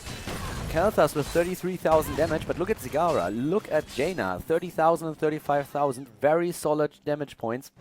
16 seconds on the next Immortal, and guys, this is crucial. This Immortal, if the Immortal is taken by Fnatic, then it slides out for TeamLiquid, no questions asked. Then we're going to see a third map between the 2 teams here. It's really all about the Immortal at this point right now. If you can claim it, then hell yeah, you are going to win the game, if Fnatic does. If TeamLiquid takes it, on the other hand, then they at least have a chance. They have a chance to drop a keep. Maybe if they're really good and win a team fight on top of it, they can go for core. But yeah, this is where the game is going to be decided. Already level 19.5, and right now you can really tell that they're willing to wait. They want to have level 20. They want to have the Storm talents and have a big camp pushing the top lane as well. So already the defense happening here, and Lucifron and his boys, they can't wait forever. If that level 20 hits, then it's more or less lights out. They try to go for a single kill, they go for Tyrande, they get here! They get the kill against Tyrande. This is the chance. Vortex is super low. Ring of Frost is being used. And again, we have the attack. Here comes the Hyperion. Maw is isolating only one. Tyrande is down for 50 seconds. In comes Quacknix. The kill against Kalthas. And they go for ETC. This is a double kill. Level 20s are ready. We have, of course, a double hardened shield taken in the case of good old Sonya. It's, of course, a bit of an adjustment. We have here the Ignore Pain because you can use the Whirlwind while you're using it.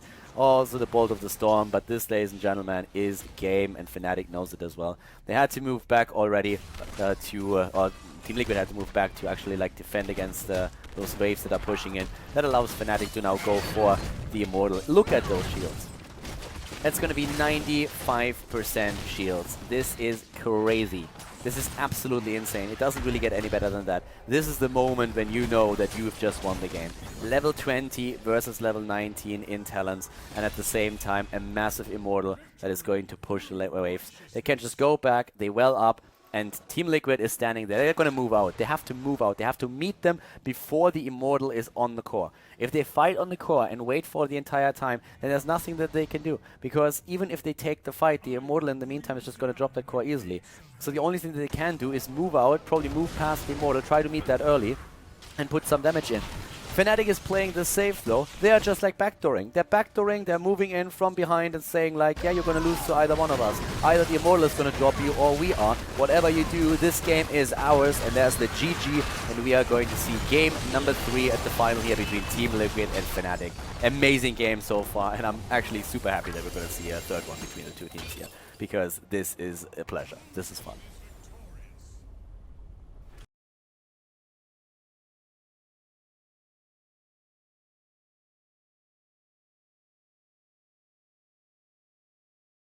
Tomb of the Spider Queen is the third map between TeamLiquid and Fnatic at the end of the Storm finals, and well, or the qualifier finals at least. So, yeah, we have them again going on to the last map of the best of 3 series, which I love. It is a Jaina ban for TeamLiquid, the respect ban for, yeah, what happened in the last game. Just basically saying, listen, you can maybe like get that Kelthas, but we're definitely not going to give you that that Jaina again, because that burst comp that we just had there is definitely not something that we would like to encounter again. A Kelthas ban for Fnatic, so actually like both of them being banned out immediately. That leaves the Tyrande that you can take here on Tomb of the Spider Queen, and there she is. This is one of those maps where it's very likely that we're going to see a Sylvanas, by the way. So we have Fnatic now, and Fnatic can start this with an ETC, can start this with the Muradin. There's of course still that Uther to be around. False set on this map can also be played, can be quite strong because you get a fair amount of seasoned marksman stacks, but for now it's a Tacita that Fnatic starts things up with. That changes things a bit, because we could now see an early Sonya even. ETC or Muradin are a bit more likely. No matter what they take, TeamLiquid is going to take the other one, because right now that Tyrande wants something to combo her stun off. And that's of course where not only the power slide and ETC, but also the Muradin with the Stormbolt really comes to play. ETC chosen by Fnatic, that leaves Muradin for TeamLiquid. And they could head into Uther here first. There's no burst damage in the sense of a Jaina or a Kelthas available anymore in the draft. So Muradin first of all is very likely. But then after that, what they take there, you have options. Maybe even an early commitment to Sylvanas, because I think that Fnatic is most likely going to think about using her here as well. So TeamLiquid could go into something like Muradin, Sylvanas. They could just disregard that Uther for now and ban him out. I mean, they have to do something about Uther, because Fnatic is going to take the chance to go get him whenever they want. So TeamLiquid has to either pick him now, or they have to ban him out. They go for Zagara super early on. Not even for Sylvanas, but for Zagara instead. Basically serving the same purpose here. A lot of pushing power into the Spider Queen. And in theory, they can even think about like getting Sylvanas then later, but they are already starting to shake that up a bit. That Zagara pick, by the way, against a Tacita is also, of course, something where she is going to have a tougher time placing those creep tumors, because Tacita is just simply going to use his Oracle the entire time to really find those creep tumors and take them. So that's definitely a bit of an adjustment that we currently have for her. So, interesting. I mean, right now, TeamLiquid, okay, they go still Muradin. Still to run the Muradin. But with a Zagara as the odd pick there, so an Uther ban is likely. Fnatic bans first now, though. Doesn't really matter for them too much what they ban here. The combo potential, no matter what you do, is there. Fnatic might go straight into... Fnatic might actually like try and play with that Sonya again, and that already puts TeamLiquid in a spot where they can either ban Sonya or they can ban Uther, one of the two. I feel it's a little bit more likely that they're going to ban Uther out, because he's too good with ETC to really let him through. That Sonya is annoying, granted, but I feel they can deal with her a bit better if they have now the stuns, and especially the Tyrande with the extra damage. So that's being said, I suppose that we're going to see the Uther ban for TeamLiquid, which leaves Fnatic in a situation where they could still just like ban out one of the yeah, they ban the Sylvanas. I like it. They ban Sylvanas. I said it before, Zagara Sylvanas would be great. So the Sylvanas ban here. Okay, that's sweet. And now, I suppose the Uther ban. Uther or... I mean, there's Uther, Tyrael, and Sonya to be considered right now, but yeah, there's the Uther ban. I like it. Ban out Uther, leave Fnatic with potentially Sonya and also... Sonya, let me think about that. Sonya and maybe Tyrael as well? Could actually be the case. I mean, you could play Tyrael here so that you have the NTC to combo it off, then you pick the Sonya, and you get a healer then you had 2, but the problem is you don't have any range damage then. And I don't think that they want to play the Tacita as a solo healer here. So maybe they let that Sonya slide? I don't really think so. let that Tyrael go instead? I mean, I guess you could, but it's a really nice combo to have. Both of them are really good to have here, but if they take both of them, that wouldn't really work. They end up taking a false stat, which is really powerful on any map, but also here quite strong. And what's going to be the last pick? Are we going to see one of the two heroes that I just pointed out, or are they actually letting both of them go? Because if they don't pick the Tyrael nor the Sonya, then TeamLiquid is going to have a great day here. TeamLiquid is definitely going to go for one of those. If not even both, which they could in theory do. For Fnatic, like for TeamLiquid, let's say for TeamLiquid, for them, both of these heroes would actually be very nice. And they have already their healer. They can play Tyrande solo heal. It's no problem. If they want to go into another damage dealer, Valla and Reyna are still around, so they can be taken as well. Well, that Valla got taken out. So Fnatic actually ends up not taking any of these two heroes. TeamLiquid could really run both. They could just simply say, hey, we're going to go into Tyrael plus also Sonya. They could play that if they wanted to, but Reyna is, of course, strong. I still would expect them to go into... well, maybe not that Sonya with that setup. Oh, a Johanna. Johanna over Tyrael? Oh, that's interesting. And a Leoric on the side of Fnatic. Oh, Sonya completely disregarded, and also Tyrael. That is an interesting choice. I expected them really to go for Tyrael here at least. That if you go for that Sonya, I mean, you need really good heals for that, but in this case, Fnatic actually decided to play a Tacita as a solo heal, and we haven't seen that in a bit. Usually the one player that really played Tacita solo the entire time for his team was Gadamherd, the TeamLiquid support. And he kind of started to go away from that a bit. So we have Tyrande solo support against Tacita solo support on Tomb of the Spider Queen, our last map. Guys, let's jump in and find out which team is going to win the finals. The last game of the best of 3 series, everybody. We are starting with the last match, and well, let's check out what's going to go on here. Who is going to take it? To the left side of the map, we are seeing TeamLiquid with Vortex playing Zagara. We have Lucifron on Muradin. Currently, LoL is playing Johanna for the team. We have Tyrande on Gadamherd. The other way around. And Chris is playing Reyna. And to the right side of the map, ETC is playing... why am I doing this? Breeze is playing ETC. Jesus. It would be fun if the heroes would actually control the real-life characters, but we're not that far yet. The technology just isn't there yet. Shat is playing Leoric, Smexy style on Tacita, Quacknix on Falstad, and Mene is playing Valla in this game. Kelthas and also... Jaina both got banned out. So for now, we actually have in this position, once again, a bit of a trap here in the middle of the map, but as you can already see, there's just a bit of minion blocking going on the side of Fnatic, trying to block those as much as they can, and TeamLiquid is doing very much the same thing. Always looks a little bit silly when it happens, but if one team doesn't, then it actually gives you a bit of an advantage. For now, we have already a double stun and condemn in the mid lane. Wow! Aggression is definitely there. We have the Tyrande play this time on the side of TeamLiquid. This is, by the way, Tacita solo against Tyrande solo support. So just in case that you haven't really seen that already in the draft earlier or you skipped it, we have right now 2 teams that really decided to go into one of those former utility supports as their only supporter and healer. And that's a bit crazy here. That Tacita, I didn't really expect him to be played as a solo, and I'm not 100% certain how well that's going to work out for them. I'm a bit worried about Fnatic's lineup, to be absolutely honest with you. But for now, we see still the teams rotate pretty normally. You have Zagara at the bot lane. That's usually where you have her on Tomb of the Spider Queen. We're already in the situation where that Tacita here, for example, could try to start to use his Oracle as much as he could to take down these creep tumors. It's probably what he's gonna do as much as he can. We're having up to the mid lane right now, Gadamherd, Lucifron and Chris together with Lowell, just rotating mostly between lanes to get those additional stacks in for Reyna, who went into Season Marksman. Very similar approach, of course, also for Fnatic. They want to do the same thing with Quacknix, just trying to feed him as many of those minion kills in the early game as they possibly can. Down to the bottom lane, Vortex is still doing his thing on Zagara, and that's here exactly the problem. With the creep tumors over here mostly taken out, Vortex is not as safe as he would like to be. He wants to have the vision at the turn-in spot, but not only that, he wants to see the rotation coming, so that he can always react to it and move away, push the lanes as far as he possibly can, and then take it from there. But for now, we have Mene, Quacknix, Breeze and Smexy in the middle of the map, currently just trying to rotate over again. As you can see, it is a multi-shot build that we're having for Valla. And up to the top lane, Reyna is pretty much playing like his solo thing against Leoric right now. We're still seeing a rotation happening, but Fnatic has switched their MO a little bit. They're not going mid-top anymore, they are going from bottom to mid and back.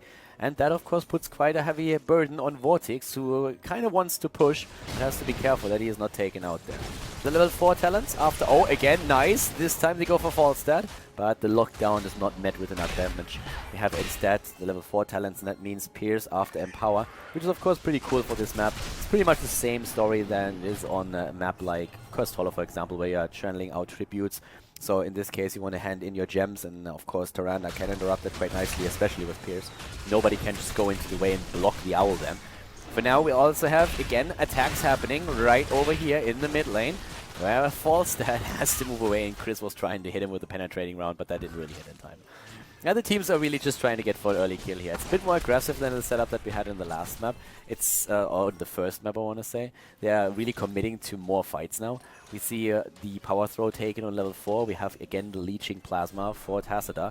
Hardened Bones and also the double-necked guitar as the talents. But at least this time the proc rock was activated for Priest. So he's going to go into, oh, the kill against Tassadar. Nice, well done here. Very well done, actually, but they need to make sure that Lucifon survives and they move out of the way so they can get back. And we have also Eternal Retaliation now taken as the talent on Johanna, whereas on level 4, Envenomed Spines are once more the weapon for Vortex. So pretty cool start into the game for TeamLiquid right now. It's not like they're going to snowball it here at any point, but they already turned in a few of their gems. They are in that regard at least quite safe. They took out Tassadar, which is a bonus. Are able to push a bit at the bot lane. Not too much because Vortex has to be really safe, but they just collect all of the gems down here and do a pretty neat job at making sure that the Zagara is not taken out. And that's the most important part, since she, of course, without an escape is one of the priority targets for the entire team. You want to take her out as often as possible, especially when this entire blow-up comp started to become a thing. Zagara players were just like dying like flies. It was crazy. They were just like taken apart all that time. Once again, we have already Tassadar moving away here. Quacknix also in position. Reyna, on the other hand, got hit by the rotation up at the top, and he got taken out, and he wanted to turn in, apparently. So now we have the Blue Web Weavers descending. He got the turn in. So Reyna actually successfully turned in, but then he is obliterated. Thanks to the death timers, he's going to be back in time to really help out with the push here. But now we have both of the teams on level 7 talents. And as we've already explained earlier, if you go for Empower on Tyrande and then you also go for Battle Momentum, the cooldown reduction that you have, especially on your heals, is absolutely insane. And with that, you can get a lot of healing power out for your team, especially after level 13, when you have the Overflowing Light. So that's why we have Battle Momentum now for Tyrande taken. Of course, when you're talking about Johanna, going into Eternal Retaliation on level 4 and then Battle Momentum on level 7 allows you to just spam out Condemn in these fights and get incredible control. It's a really cool talent to take. I personally like it a lot when I'm level there. You just like spam out Condemns 6 days to Sundays. It's pretty cool.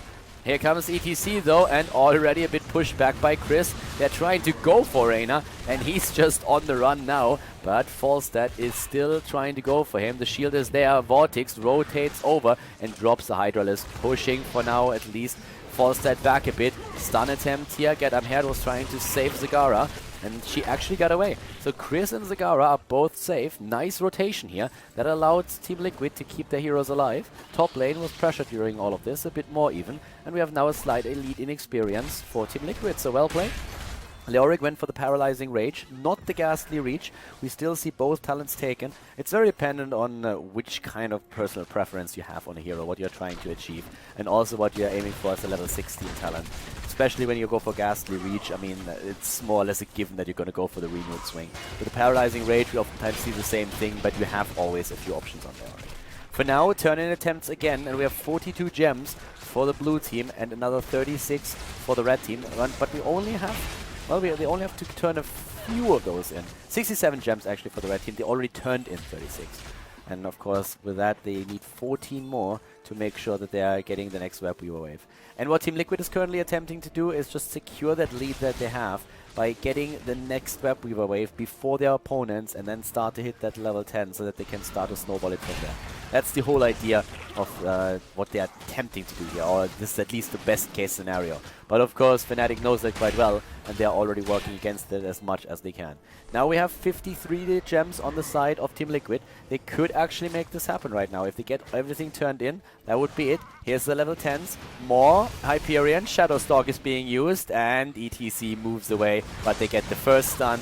Breeze is going to be stunned again. Can they body block him long enough? Oh, no way! Wow, Breeze survives, nobody delivered the final blow, and he is getting away here. Now Falstead flies up to the top and is going to turn in. Very nice move from Quacknix. There's no way for Team Liquid to get the turn in first. Very well played here. The bird with a really cool move, flying to the top lane. That didn't allow Team Liquid to react to it in time. That was a very smart move. Level 10s versus 10s. And now with our rogue abilities on the side of Fnatic, we're looking at Mosh Pit, we're looking also at the Entomb talent for Leoric, who did not head into the March of the Black King, so self-sustain is not really going to be his biggest strength. But if they can isolate a hero, like for example Tyrande or Reyna, that's going to be totally worth it. Even Vortex, doesn't really matter which one. If they can make that work, then they can drop the damage hammer, and take him down. For now, it's the Web Weaver waves on the other hand that they are focusing on, and the top lane is being pushed. Down here, Vortex in a bit of trouble, but again that Shadow Stalk. Shadow Stalk, of course, with all of the talents that are being taken right now with a really low cooldown as well, and you can just like drop that during the fight several times. This is actually one of the things that is very powerful with Tyrande in general, and it could be nerfed in the future that Shadow Stalk might even get a cooldown that's a little bit higher. For now, though, we have Web Weavers defended against up at the top. Here comes immediately Mosh Pit attempt on ETC, and we also saw the Entomb, but Mighty Gust is being used. The heroes have been mauled as well, and yep, Lowell is, he drops just in the last second. He was so close to escaping there, but now can they maybe get a counter kill? They got Leoric against Johanna, but they might be able to get another one. Breeze moves away, and this is kind of sealing the deal of this particular fight. The Web Weaver at the bottom lane is still doing some work though. So we have both of the teams with one hero lost in the last battle. ETC was, well, not quite taken down, but we had Leoric dropping and also Johanna, so two of the tanks saying goodbye. Already falls it up at the top. In experience, it's still very close. I mean, it's a 1-1 in the series. These two teams have been fighting against each other in like 2 games already, and both of them were super close. And now we're looking at the 3rd game, and there's so many finals that they have faced each other. Fragbyte, DreamHack, I mean, every single match was super close. Fragbyte, for example, went over the entire duration of 5 matches, which was 5 maps, which was crazy strong. And right now, we have once again, of course, an attempt of both teams to really get the better score here, get the upper hand. They are fighting for the crown in Europe these days, and it is absolutely a pleasure to cast them because it's just so beautiful to see both of them just facing each other on such a high level, and it's absolutely insane how strong they are. It's really intense, and every single time we have them face each other, it's just like these tiny things that really change the tide of the battle. A mistake in the draft maybe, just like, of course, the form of the day, like whatever they do here, it's really fun to watch that, especially, of course, stuff like the Zeratul play that we saw here. Be it as it may, Chris and Lowell down at the bot lane right now. We have Shad already rotating up there. Quacknix, Mena, and Breeze, they're moving up to the top lane. So they're just like splitting the heroes off, throwing themselves out on the map and make sure that they can deal with the Web Weavers really fast. Meeting them as fast as they can. Quacknix has to move away. The bot lane is being pushed very heavily, and that's definitely going to eliminate this fort. Already we have the 3 Team Liquid players starting to move straight into the mid lane right now because they are hoping that they can maybe take down another fort, or at least the wall. With the 13 talents, the Overflowing Light is now ready for Tyrande. Commitment with the Hyperion, like instantly, saying like, alright, we're gonna go for it. Entomb is being used. That didn't do Leoric any good at all. The Maw hits him as well, and now they can try and drop him here. So much damage in such a short time thanks to Tyrande, but he's getting away regardless. So for now, with the level 13 talents, Hold Your Ground has been taken for Johanna. We have her now with the additional Iron Skin here, so it's going to be a bit longer. We also see 2 Giant Killers, one on Falstead and the other one on Reyna, of course. Turn-in attempts again. Breeze is interrupted, but you won't be able to interrupt that for long. I'm not quite sure what he wanted to hit with that owl. That was maybe a minimap owl that didn't really hit home properly. But yeah, or Gad is a little bit drunk. I don't know, and then hit the wrong ETC. No clue, but yeah, that didn't really help. So for now, we have Groupies already taken. Oh, Lowell apparently dropping from the game. But yeah, we have Groupies taken. We have the Crushing Hope now here in. There's Prescience taken, Giant Killer, and also the Frost Shot to round up the multi-shot build. We have so far only 1 keep eliminated down here at the bot lane, and that is the first big structure that has really fallen here. We have, of course, also a couple of stats for you guys so that you can have an idea what's going on so far. It's 2 kills versus 2 kills, and we have, as you can tell, 25,000 damage on Vala and 21,000 for Falstad. with 24,000 for Zagara and 21,000 for Reyna. So they're actually pretty solid. If you look then at Tyrande, though, that is a very, very cool number here. First of all, 19,000 heals. A little bit less, actually, than Tacita, who's currently at 23,000. But still, very decent hero damage. The one part where she really doesn't excel that much is the damage against Siege. That's where Tacita, with his 69,000, is definitely making a much better play.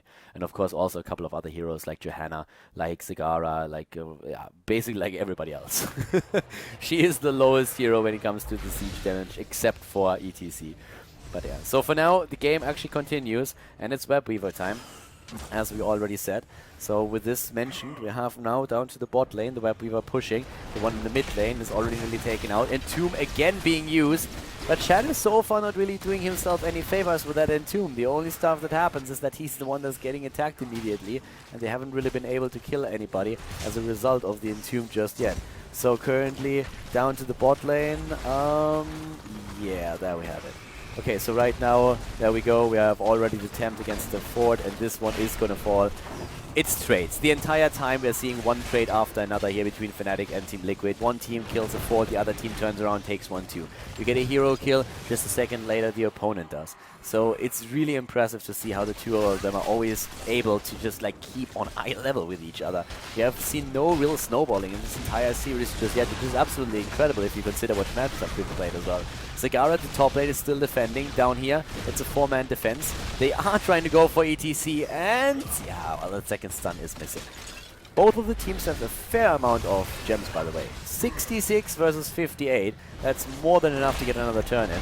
Zagara is actually dying here. Zagara was taken out. She was at the top, so that was a very good kill. Quacknix and Breeze able to make that happen, and that's really not what Fnatic want, what TeamLiquid wanted now. Fnatic is now in a spot where they can get the next turn in. They have 61 gems, and they can use those to get the next Web Weaver wave, and that's of course very annoying. Zagara's at the top lane defending the fort and rotated down then and was just met by the two heroes that were able to take her apart. Unfortunately, we didn't have it here on screen. But yeah, so Lowell is taking over with the XP up at the top. They are still very, very close in overall experience, so it's just a matter of trying to make sure that you get that level 16 at roughly the same time. Lowell extending too far. He was trying to interrupt the turn in. He moves in very, very far, and now he's being dropped, and that is a lot of gems that we just lost. That was very unfortunate. He actually did not see them coming at all. He was trying to go for a shield clear here into Miro, and then they come from the side and just like zone him in and stun him out, and he goes down. So very unfortunate for him. The whole idea for him was actually to just use the shield glare, scout a bit what's in the bush, and then move in and maybe try to interrupt if they are attempting to turn in at the top. And that didn't work out at all for him. So now they lost two heroes. I don't really want to say needlessly, but definitely not forced. There was no big fight or anything. Fnatic set up decent traps here on the map that made it possible for them. And Fnatic is now currently looking at the level 16 talent. They have Hammer Time, Blood for Blood, Imposing Presence, Double Imposing Presence actually even. And we're also looking at the Dimensional Warp. And Fnatic, I mean, they lost the first map. They were down after the first game with an 0-1, and now they are in the lead in this third game. Can they win 2 in a row and take TeamLiquid down? We're seeing them move in at the bot lane. The top lane is also pushed by another Web Weaver that should be able to get through that keep eventually, or through that fort. For now, the bot lane is heavily attacked though, and there's again the Mighty Gust trying to buy them a bit of time to drop that keep. Level 16 versus level 16. Now the Hyperion is flying in, and here comes again TeamLiquid committing with their 16s that they have. They drop Vala, the Ranger talent also on Tyrande now, doing a fair amount of damage, and we have of course the Bullseye for Reyna. Lucifron was trying to just like stun out ETC again, but there was already the move away. So yeah, they start to rotate in once more. There's another fort that has just fallen. They lost the one in the mid lane. They lost the one up at the top lane. That's a lot of experience that we have now on the side of Fnatic. TeamLiquid has to start a bit of a comeback there, and they are currently doing exactly that. When it comes to the damage output, to give you a bit of an idea of what's going on here so far still, we're currently seeing Tyrande with 26,000 heals, but especially Tacita is getting a lot out. A bit of a fight in the mid lane where Lowell is again isolated as on his Johanna, thanks to not only the Force Wall, but also even before that, the Entomb. Leoric with the Wraith Walk moving away. Zagara was still securing the top lane and getting some experience, but there's Lucifron, and oh god, he can't use his spell. He got mosh pitted here, and when he was finally ready to use Stone Form, he just didn't get the chance to really do it. Zagara was missing, couldn't maul anybody either, and now Chris is dropped too. Fnatic is playing an incredible game here once again. They are playing an incredible match. The Maw is trying to section off a few of the heroes, but Mena goes in deep. Gerd with a heal, but Vortex, is he gonna fall? Mena is not able to take him down. Smexy Style even trying to shift in to take down Gerd, but even the Force Wall is being dodged now by the German player. Well done here. Gerd is able to escape, but LOL on the other hand, oh god, again, he dies, and this is kill number 7 against 3. They were looking so strong, but now Fnatic is just like, they are really turning up the heat now. They go for the keep, and there is of course no question that they are going to get this one. It's a 5 versus 3 at this point. Vala is not with the team, but if they put all of their spells to use, they're not getting it. They're actually not getting it. Vala was still missing. She was still missing. They didn't have heroics up. They couldn't use any of those. So TeamLiquid defends. TeamLiquid is able to actually defend this now. But still, a tricky spot. 1 level behind, and we are getting closer to the level 20s. So this is where all of the extra damage is going to come into play, then also on the side of the opponent's team. And yeah, Fnatic is going to take a huge lead once they have the 20s. We had nobody commit to the throw pick yet. Nobody really wanted to go for boss. At some point, TeamLiquid might be forced to try and go for a bit of a YOLO move. Or we might actually just simply see Fnatic try and secure that level 20 and with that lead go for boss and attempt to go for it. Or attempt to get it. Yeah, it's getting a little bit late. Like, casting has been quite long. I mean, the last few days was usually 2 tournaments in a row. The European qualifier for the End of the Storm, and then right away the North American qualifier for the event. Or even another tournament. I mean, the most that we had was 3 events in a row. So it is draining. There comes ETC, going in again. No mosh pit yet. Gerd actually escapes. Heals himself with a Tyrande. This Hyperion is doing a fair amount of damage with a nice condemn. LOL is sucking them back in again. There's also a really cool Maw, and now they are trying to go for ETC, and Breeze is down. Breeze is dead. Mena moved in with another good multi-shot. A lot of damage actually by him. He's doing so much work here in those fights with these multi-shots. He's keeping himself in a very good spot and is able to put most of that damage in just over and over again, hitting 3 or 4 heroes at a time. So they are in a spot where it's level 18 versus soon level 19, but at least they got a kill out of this one. They don't have the gems yet to turn in. They need a few more than that. Lucifron makes sure that he secures those anyways. I'll also give you a bit of an update here on the damage. I mean, look at Vala, for example. She's at 130,000 siege damage and has 40,000 damage also against heroes. Falset, of course, he's still taking the charts here with 51,000, but it's still pretty impressive numbers that we're currently seeing here. This is quite the game that the two are playing. And of course, when it comes to the talents, I mean, you can have another look at this one if you didn't get the chance earlier. But yeah, pretty standard builds for most of the heroes. Again, this particular Tyrande build that we're seeing, especially played by Gerd Amherd on TeamLiquid, it's a beautiful build. It's really strong with the cooldown reduction. You get a lot of heals out of there. And of course, you can just spam your spells during these fights. You don't even have to go into the Ranger talent level 16. It's really just a question of what you want to achieve there. You could also simply go straight for the 2-shot aura, which is another valid option there. It's just the beauty of the talent system that you have so much flexibility between these builds that you can just like swap those in whenever you feel like the game demands it. So again, in a turn-in attempt, 6 of the gems are still there. 42 versus 45 currently in the hands of them, but the Red Web Weavers are descending as again Fnatic is able to complete that turn-in. Already the... Oh, Tyrande is down. The Maw is second to late. It's just so awesome how Fnatic is able to play these fights. They are again in a situation where they have the Web Weavers. They will get level 20. The next wave is going to give them level 20. And this is a beautiful position for them. They are going to take at least 1 key. At least. If not more than that. They hit the 20s, and that alone already gives them, of course, massive talents right now. Bolt of the Storm for ETC. Vengeance for Vala. We are seeing the Spectral Leech now on the side of Leoric. Epic Mount, and also the Force Barrier has been chosen. They're moving in. ETC with the Mosh Pit got interrupted before he really could use it. Tyrande is still down, though, and they're moving in against the core, or against the keep, and that keep is falling. Mid lane is also being pushed, and at least the wall has to be eliminated right now. And of course Fnatic is going to go over for this immediately, trying to drop these 2 towers and also the gate, whereas the top lane is still being pressured in, but the Web Weaver hasn't really arrived at any particular structures just yet, so can't really do anything about that. We have, once again, the wall gone, and let's see how far Fnatic is willing to push this. They are really going deep for this. TeamLiquid has only killed a single fort. They took down the first one in the game, but it's only one that they were able to eliminate. And once again, Fnatic is on the move here, and TeamLiquid is struggling to keep alive.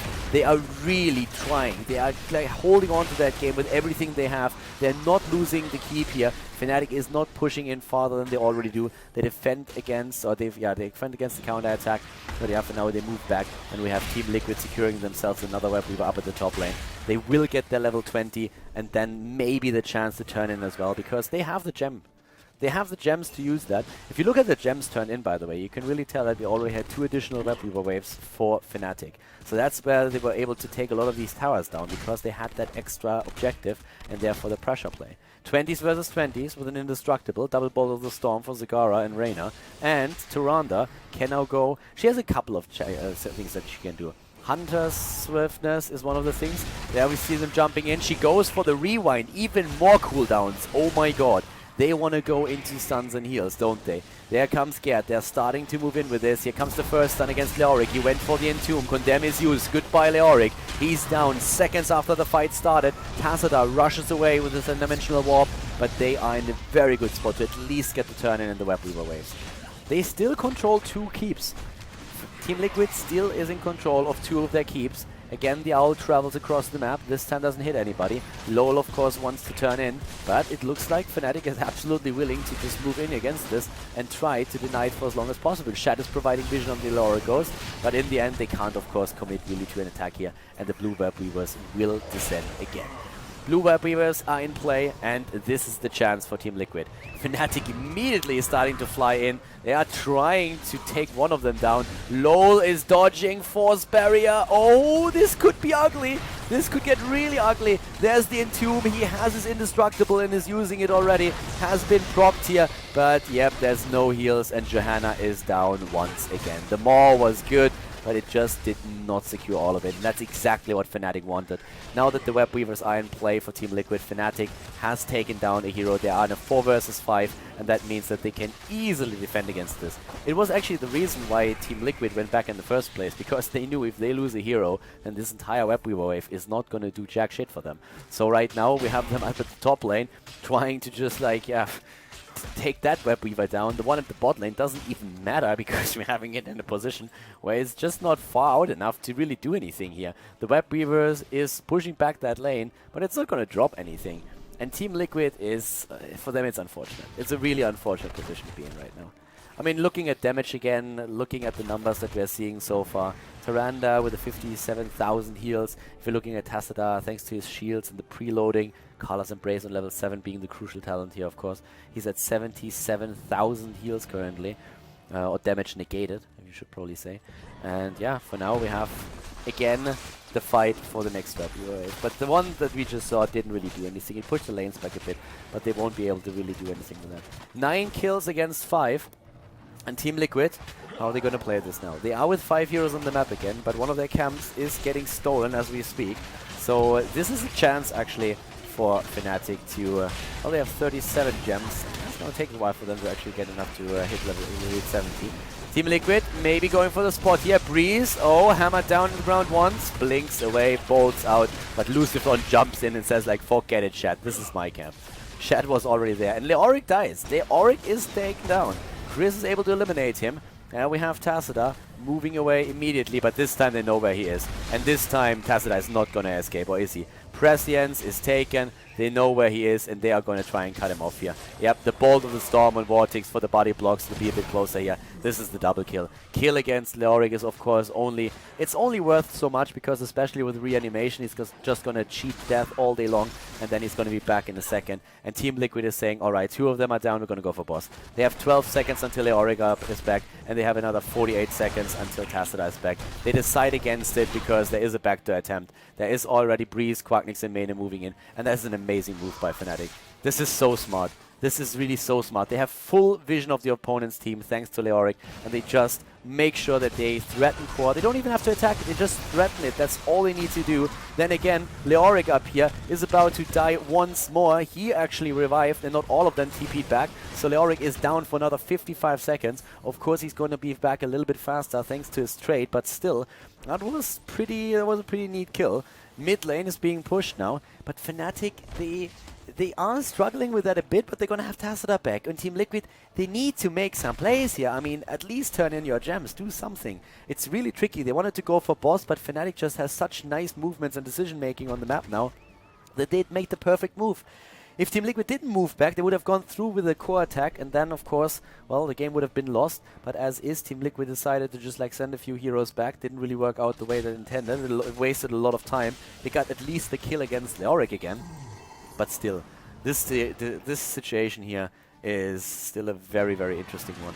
I mean, once again, we have both of the teams. It's just like really waiting for a kill. It's not even true. Like, it's not like they're waiting for a kill because they just got 2 kills and they didn't get anything out of it. It's really, it's such a great game now. This is all about momentum, about like turning in, about getting the gems, getting the objective, getting a few of the camps on the map. And there's 40 gems already turned in by Fnatic. TeamLiquid, they have to make some plays now. They really have to kill a few of these heroes. They have to go again and make that happen. It's 8 kills against 9 kills right now. What a final. And Tomb already used. And they go for Leoric again. But Chris, middle penetrating round, is pushing him out of get stun. And once again, we're just like having the coordination. It's just a tiny bit off. But the Blessed Shield, Condemn being used. Oh, and Shat just barely moving away. The stun against ETC this time, though. Gerd was trying to pressure this in as well, but Fnatic is just on the run. They're just moving away, back behind the fort, trying to be safe here. But of course, these forts, they die really fast at this point. Fort is already down, zip, and it's gone. It's a bit of extra experience. Doesn't really help TeamLiquid too much. Even if you get a level advantage, it's only a slight stat advantage that you get out of it. It's more the talents that matter, and we had them on level 20 here for a long time already. But it's of course nice that they can now pressure keeps directly. Here's again the force barrier, and we're having the attack at the turn-in point. They're starting to move in. Very sweet moves here from both of the teams. Losifron already with his shadow, with his stone form, and 9 kills against 8. 49 gems could be turned in, but there's ETC again. Lucifron is of course interrupted, and Fnatic really doesn't want them to turn in, do they? They want to make sure that there's no additional turn-in, and so far they get their wish granted. Again, the attack is happening. This time they're trying to go for Leoric, and Shad is about to be dropped. Leoric is dead again. Leoric, of course, one of the priority targets here at the front line as well. He's usually the last one to move out of the fight because he's also the one that tries to be safe here. 55 gems. They're going to take a few more here. They don't really have enough gems yet to really take that down. Oh, Lucifron actually had to jump out of this one. That was a close call. Big push at the top lane, by the way. Not really going to do too much. Maybe eliminate a tower if they're lucky. But that's already about it. So the fight is starting again. This time from the turning point up at the top. But Leoric, as you can see, is already back. He is just cheating death the entire time. The longer the game continues, the more brutal it's going to get. We're 29 minutes into the game. 29 minutes into this match now. And we still don't know who's going to win this. TeamLiquid is, of course, still at a bit of a disadvantage thanks to that keep that was eliminated by Fnatic earlier. The bot lane is pushed the entire game. And now we're actually seeing a fair amount of catapults already going straight for that core. So they will eventually have to send somebody back. But for now, they're still fighting in the middle here. And keep in mind... Oh, that Entomb didn't do anything. Keep in mind that we are also having, of course, now the gem on the side of Fnatic. With Entomb is always such a thing, because if you have Entomb, that can be nice, but with the Bolt of the Storm, a lot of the heroes can easily escape them. Yet I'm here, attempting the stun against Quacknix. Well, not today. Not just yet. This is so close, though. There's the double Storm Bolt. Maybe that's it. Maybe that's the chance that they have, but nope, the Condemn is dodged. And already Lucifron is jumping out. Shat is on his heels. Lucifron, alright, he's helped out with the stun, but Wraithwalk has been activated. Lucifron, Hyperion, and he's down. He's down, and now Lowell is the next target. Indestructible is being procced, the more used. Muradin is gone, and that is a disaster. Chris is bolting away in the last second. Vortex might have to use his own too. I don't think he has the cooldown ready. No, he doesn't. Zagara is dead. Guys, this is looking very much like it's going to be game. Oh my god, that Entomb against Chris. Chris on his Reyna is also eliminated. It's a triple kill. It's a 5 versus 3 now. They move through the bot lane. Is Fnatic really going to do it? It's 2 wins in a row against TeamLiquid again, isn't it? They're going to take it here. Lowell is doing what he can. He already used his Indestructible, though. And at this point, it's not looking good at all. Yes, he's eliminated. This, ladies and gentlemen, is going to be game. We are seeing, again, Fnatic successful against TeamLiquid. They won DreamHack, and now they're also winning the qualifier here for the End of the Storm. Great play by them. Amazing, amazing performance performance on the side of Team Fnatic. Well played. They win 2 in a row, and they decide the ETS Europe qualifier in their favor. Congratulations.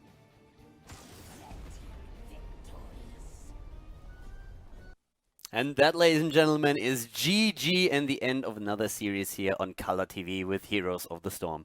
So once again, we have another video finished, and I hope that you enjoyed the commentary and that you liked the game, of course, as well. It was a pleasure casting the match for you. And if you guys really enjoyed it, then make sure that you give that video a thumbs up on YouTube. And of course, if you haven't subscribed to the channel yet, feel free to do that too. If you have friends that are interested in Heroes of the Sports esports scene, then definitely recommend the channel to them, or just show them the video if they want to see like a bit how the pros are drafting here, especially of course when it comes to the North American scene, European scene. And I mean, these days we even have a couple of Chinese games on the channel here, so I hope that you enjoy that as well. That being said, thank you very much for watching again. I'm going to see you guys next time with more Heroes of the Storm content here on the channel. Have a great day and enjoy your week, and see you soon. Bye bye.